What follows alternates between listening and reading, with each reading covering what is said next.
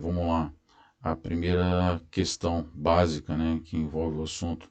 Qual é a diferença entre as adaptações agudas e crônicas do exercício físico?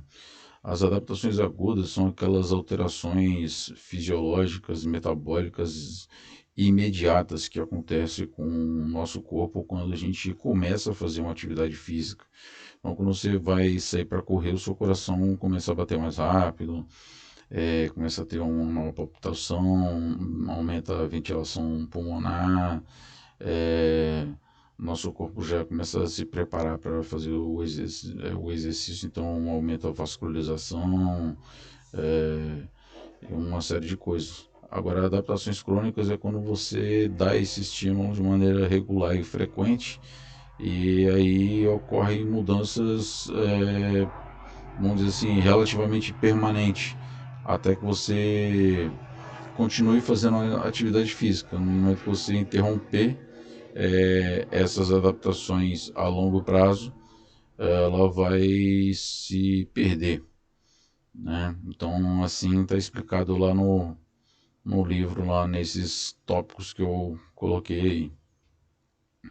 Agora, o que, que significa o destreinamento? O destreinamento é exatamente o que eu falei no final, né? Uma vez que você provocou alterações a longo prazo, em termos fisiológicos, metabólicos, é, uma série de produção de energia, de fornecimento de energia, uma série de fatores que você provocou mudança no seu corpo, essas mudanças vão aos poucos se desfazendo. O seu organismo ele questiona para que eu ter essa quantidade de mitocôndria para poder fazer ah, o processo de fornecimento de energia através do oxigênio, sendo que eu não preciso mais, não tenho mais esforço físico para poder o fazer. Para que isso? Então, é, todas aquelas adaptações, aquelas melhorias que o sujeito ganhou com o exercício físico, ele reverte. A gente pode chamar isso de princípio do treinamento ou da reversibilidade do processo adaptativo a longo prazo. Então, a terceira, para o coração. Cite pelo menos quatro das principais adaptações a longo prazo ou crônicas que a prática de atividade física aeróbica regular pode causar. Então, com o tempo, o seu coração, número um, com o tempo, o seu coração, ele começa a melhorar a sua capacidade de ejetar sangue para o corpo. E então, quando você estava em repouso, você tinha uma capacidade de ejeção de sangue do seu coração, ele passa a ter uma capacidade maior, então a frequência cardíaca em repouso fica menor. É, o aumento do volume sistólico sanguíneo, exatamente o que eu acabei de falar agora, o volume sistólico, quando faz aquela primeira contração do coração, do miocárdio, que é o volume sistólico, o volume de sangue que ele ejeta, que ele manda para o corpo todo, ele aumenta esse volume sanguíneo. Ele aumenta porque o coração ele se tornou mais forte, mais qualificado para isso. Então, o seu VO2 máximo, sua capacidade de captar oxigênio, sua capacidade máxima de captar oxigênio aumenta também. A setinha está num lugar errado aí, mas depois eu posso colocar num PowerPoint no lugar certo. Melhora do desempenho nas atividades físicas e exercícios praticados, né? Então você passa, vamos supor, tá jogando futebol, é, na metade do primeiro tempo você já mostrava assim claramente exausto, cansado e já não aguentava mais.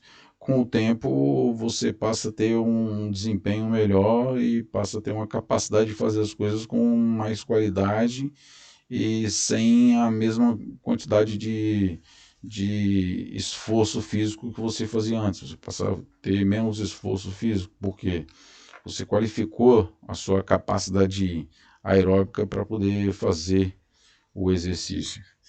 E o débito cardíaco também, da mesma forma que ocorre com o volume sistólico, o débito cardíaco, ou seja, a capacidade de ejetar sangue por minuto para o corpo todo, ele vai aumentar também.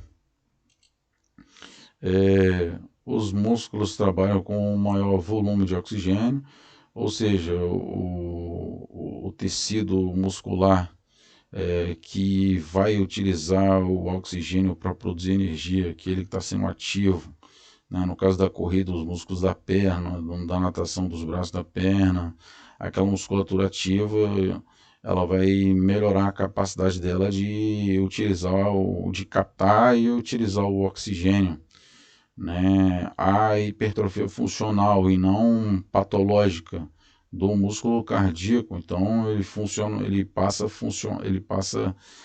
a ficar mais forte, é, ter mais força, ele cresce, e esse crescimento está vinculado com essa melhoria da capacidade de ejetar sangue para o corpo. O aumento do volume sanguíneo e a qualificação na captação, transporte e utilização de oxigênio pelos músculos ativos. É isso mesmo. Então, tanto para captar através do pulmão, transportar através das hemácias, quanto para utilização pelos músculos ativos, vão usar o oxigênio de maneira mais qualificada. E também vai qualificar a troca de calor com um ambiente externo, uma sudorese, né, a manutenção da temperatura constante, uma série de coisas. Então essas são as adaptações crônicas do sujeito com um exercício aeróbico, né, regular. Agora, para o coração, cite pelo menos 5 das principais adaptações agudas do treinamento, ou seja, quando você vai começar a fazer uma atividade física e eu quero saber quais as alterações de imediato que acontecem com o corpo. Então, você vai começar a fazer uma atividade, a sua frequência cardíaca vai aumentar, o seu volume sistólico, o seu volume de ejeção de sangue do seu coração, que vai mandar para o corpo, ele vai aumentar a velocidade de ejeção de sangue por minuto, no caso do débito cardíaco. Os músculos vão trabalhar com um maior volume de oxigênio, tem mais oferta de oxigênio, transporte do oxigênio, vasodilatação para os músculos que estão trabalhando, né? Os que não estão trabalhando, a vasoconstricção, que é o contrário. Pergunta número 5. Quais as consequências das adaptações crônicas do exercício aeróbico para a continuidade? Essa resposta está no item 3.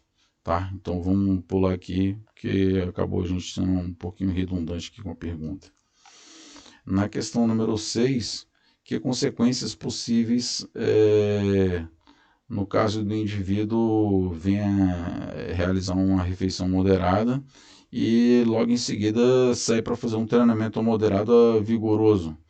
Então é o seguinte, o nosso tubo digestivo está com um maior volume de sangue no tubo digestivo para captação dos substratos energéticos para poder levar para os músculos ativos.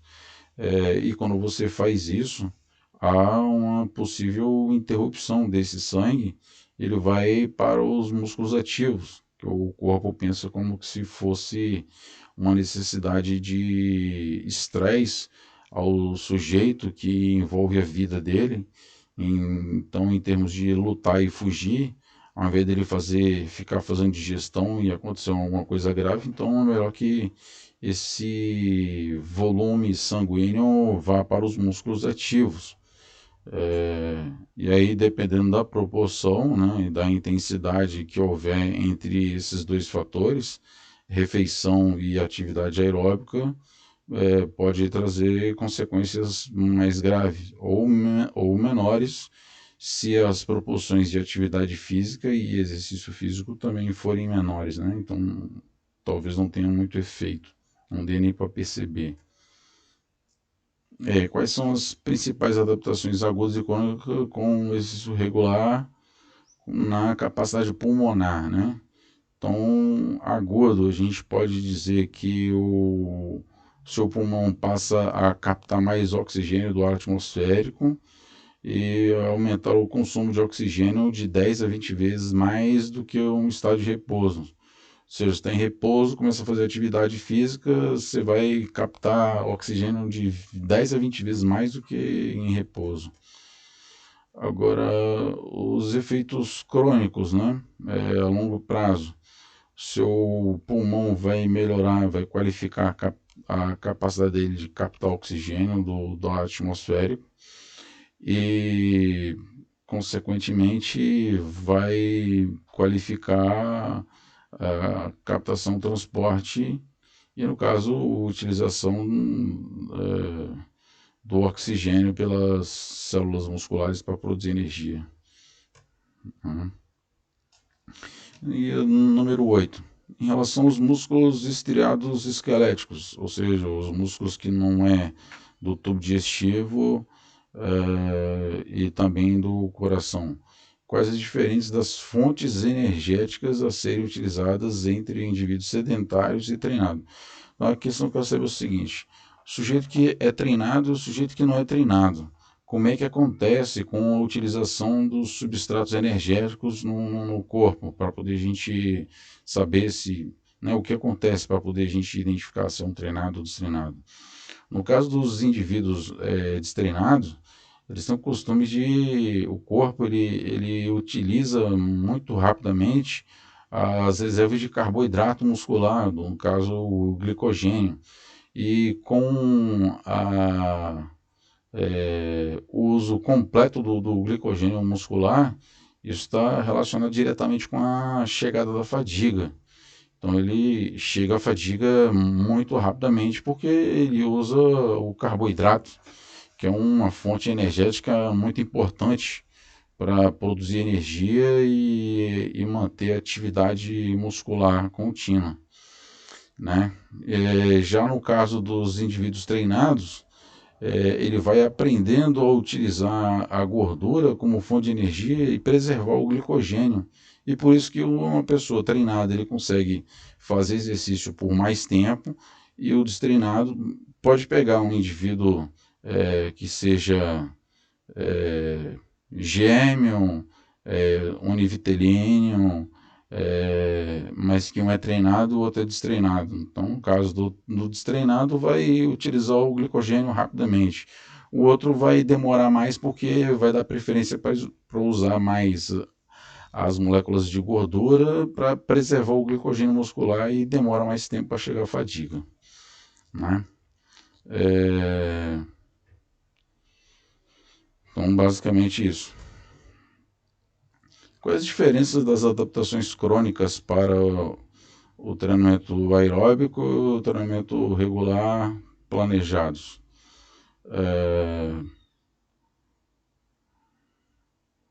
No caso das adaptações aeróbicas, a gente falou, né, mas não falamos das adaptações musculares, quando elas ocorrem. Então, para falar mais especificamente dos músculos ativos que são utilizados para fazer o exercício físico, né? Então, lá vai aumentar o número de capilarização, os capilares vai aumentar para ofertar de maneira mais qualificada o oxigênio para produzir energia, a reserva dentro da célula muscular de glicogênio e de gordura vai aumentar, vai ter uma reserva maior. Então, para ele chegar, além de demorar para chegar à fadiga porque usa gordura, também vai demorar a chegar à fadiga porque a reserva de glicogênio dele é maior do que um sujeito que não é treinado, né?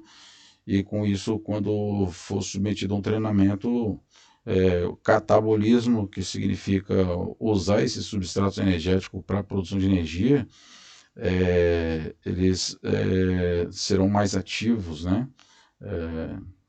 Para que o sujeito continue fazendo atividade física. Outra adaptação é que No caso de atividades musculares de alta intensidade e curta duração, por exemplo, corrida, musculação, levantamento de peso, é, atividade de alta intensidade em curto espaço de tempo, então o volume muscular vai aumentar, porque vai se requisitar mais das fibras brancas para fazer atividade.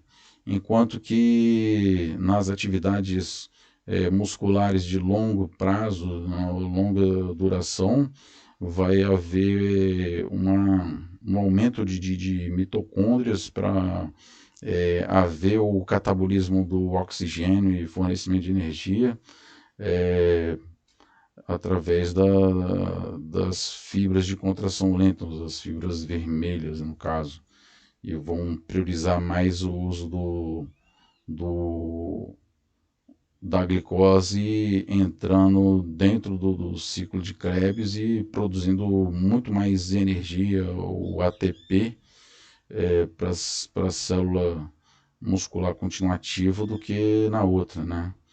Na fibra de contração rápida, o processo de produção de energia não chega no ciclo de Krebs, que utiliza o oxigênio, é muito mais rápido e ela se adapta aumentando o volume, o tamanho dela. E a influência genética. Então, o autor coloca lá que pode influenciar de 25% a 50% do seu VO2 máximo. Então, sujeitos que vão fazer atividade física e às vezes chega lá e acha que vai reduzir peso, vai perder peso rapidamente e tudo.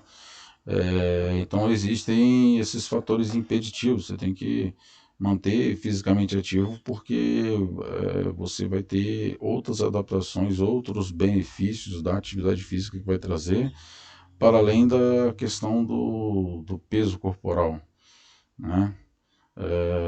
Sobre o seu VO2 máximo. Então, no caso das mulheres, aqui vamos apresentar algumas comparações entre atletas de nível olímpico, mas lá no final eu coloco uma observação que só a partir de 2016 que o percentual de participação feminina nos esportes passou a ser mais ou menos equivalente, né? Então, no geral, a mulher tem uma massa magra menor, no geral, não proporcionalmente. O percentual de gordura dela é maior, maior reserva de gordura, tem menos força muscular. Quando o coração contrai, ele ejeta menos sangue do que o homem. A frequência cardíaca dela aumenta mais quando vai fazer atividade. Então, o volume sanguíneo, hemoglobina, VO2 máximo são menores na mulher. Então é importante considerar esses aspectos aí também adaptativos que vão acontecendo ao longo do prazo, em que o homem já há muito tempo participam das atividades atléticas e a mulher recentemente que tem tido essa oportunidade de participar não só de atividades atléticas a nível olímpico, mas a nível de participação esportiva no sentido geral. E as respostas agudas e crônicas e os benefícios aeróbicos para as pessoas idosas, né? Parece que não tem muita diferença, né? A diferença é a questão da idade e o tempo que demora para haver essas adaptações, demora um pouquinho mais, mas elas acontecem também, né? É importante que tenha frequência e regularidade e paciência, que todas as adaptações que a gente disse anteriormente para uma pessoa comum vai acontecer com as pessoas idosas, pelo menos até 80 anos de idade, né? Então leva um pouco mais de tempo, mas o VO2 máximo vai melhorar, a captação, transporte e utilização de energia também, a massa magra também pode aumentar, frequência cardíaca, volume sistólico, é, frequência cardíaca, redução da frequência cardíaca de repouso e volume sistólico, na hora que o volume de ejeção de sangue do ventrículo esquerdo também. Me parece que chegando nos 80 anos de idade, essas coisas, essas adaptações podem até acontecer, mas são mais demoradas ainda do que outras fases da vida. O destreinamento ou o princípio da reversibilidade, quando o sujeito interrompe a atividade física, tem algumas consequências, né? E considerando nesse contexto da Covid, que consequências são essas, né? Então, toda a adaptação que você teve com um treinamento regular, frequente, para melhorar sua capacidade aeróbica, muscular, sua composição física em termos de percentual de gordura, é, relação cintura-quadril, medida da cintura, elas vão diminuindo até chegar ao ponto de zerar praticamente, dependendo do tempo que você ficar sem fazer atividade, né? Então, no caso do exercício muscular, de 4 a 12 semanas, você geralmente zera, né? Quanto maior for o grau de sedentarismo, ou maior o tempo de interrupção dos treinamentos aeróbicos, as perdas do VO2 máximo vão acontecer. Parece que são mais rápidos a perda da capacidade cardiorrespiratória do que a muscular, né? Então, se você tinha uma reserva de energia pelo glicogênio, melhor reserva de gordura para utilizar para o metabolismo, então aquilo ali vai reduzindo também. O seu volume sistólico também vai diminuindo, capilarização, ou seja, vai aumentando aumentava-se os capilares para fornecer oxigênio, então já que não precisa fazer mais atividade, então diminui. Se tinha mais mitocôndria, não precisa mais. Se tinha mais enzimas para trabalhar no processo de produção de energia, então acaba se reduzindo também. Então, tudo isso aí acontece. E o que é possível realizar com exercício físico, aeróbico, de resistência, composição corporal durante o período da quarentena ou pandemia, e evitar o princípio da reversibilidade. Que componentes da aptidão física são mais importantes, né? Então, no caso da Covid, então, como é uma doença respiratória, então há de se dar destaque às atividades que melhoram o sistema cardiorrespiratório, né? Em detrimento dos exercícios musculares. Os exercícios musculares, prioritariamente, vamos dizer assim, a musculação e entre outros, só se tornam prioritários quando a pessoa tem um índice de massa corporal muito alto e ele não consegue fazer de imediato entrar num programa de treinamento aeróbico, né? Então ele tem que fortalecer a musculatura primeiro para depois entrar no programa de treinamento aeróbico, né? E aí todas essas adaptações crônicas que o exercício físico aeróbico produz, ele minimiza, aumenta a sua resistência e a sua capacidade, inclusive para o não desenvolvimento da forma mais grave, mais aguda da doença, né?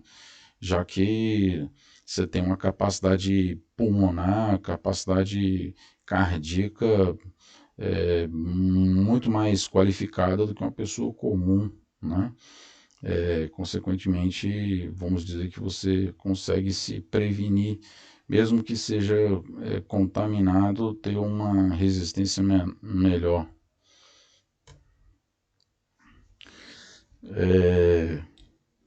Importante a gente observar também, né, os aspectos do sobrepeso, da obesidade, IMC, medida da relação cintura-quadril, porque esses indicadores é, podem estar relacionados com o desenvolvimento da forma mais grave da doença, né? As pessoas sedentárias e obesas. A mídia fala muito da questão da obesidade, né? E pouco sobre o sedentarismo. Às vezes o sujeito não é obeso, mas é muito sedentário, então a capacidade cardíaca e pulmonar dele é muito fraca, então pode ser que ele desenvolva de forma mais grave.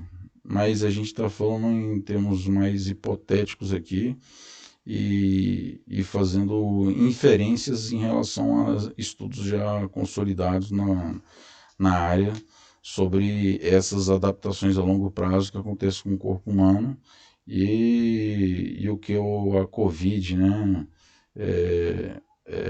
causa no sujeito e os acometimentos que ela traz à pessoa. Então é muito importante que as pessoas no término do dia se pergunte: eu me exercitei hoje o suficiente e o necessário para ter uma saúde física? Então isso é importante, é o que eu faço também e daqui a pouco também vou fazer outras atividades, vou fazer o que eu posso. Não dá para frequentar a academia do condomínio, não dá para frequentar a academia não sei aonde, mas dá para fazer uma corridinha em volta do quarteirão. Dá pra pegar uma raquete e jogar a bolinha na parede lá e fazer tipo um squash e se fazer uma atividade, fazer um abdominal. Ou seja, não, sempre a gente pensando em melhorar o nosso estado de saúde física, né, é preciso ter determinação e regularidade. Então, esses são os fatores, os aspectos mais importantes que eu quis passar para vocês com esse texto que vocês leram, né? E espero que ele permaneçam com vocês e vocês passem a utilizar para o dia a dia de vocês para cuidar da própria saúde.